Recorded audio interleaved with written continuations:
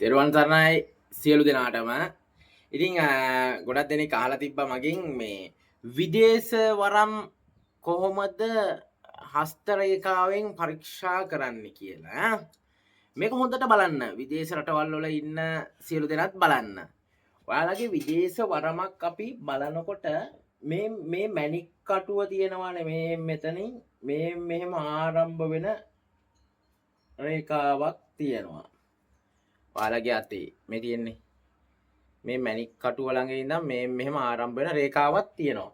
මේ රේඛාව මෙහෙම මේ විදිහට පිහිටලා තියෙනවා නම් ඔයාලට අනිවාර්යෙන් විදේශ රටක සේවය කරන්න වාසනාව ඒකාන්තයෙන් හිමි වෙනවා. ඒ වගේම ව්‍යාපාර කරන්න පිහිට ලැබෙනවා.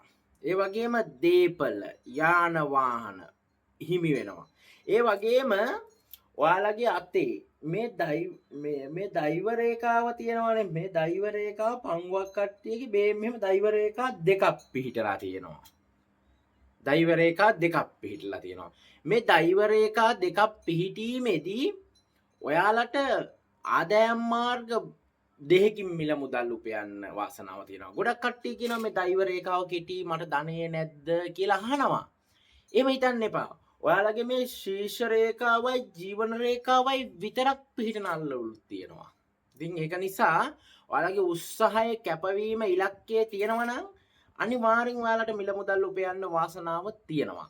ඒක පෙර සංසාරේ ඉඳන් දෙන දේවල් තමයි මේ හස්ත රේඛාවේ තියෙන්නේ. තමගේ මේ සංසාරයේ පින තියෙනවා, පෙර සංසාරයේ පින් තියෙන කට්ටිය ඉන්නවා. විදේශ වරන් තියෙන්නත් ඉතින් පිනක් තියෙන්න ඕනේ. ඉතින් බලමු ඔයගොල්ලන්ගේ අතේ විදේශ වරම් පෙන්නන රේඛා තියෙනවා නම් දාන්න පහලින් අපි ඒ ගැනත් හස්ත රේඛාවට අතක් දාලා කතා කරමු. හරි.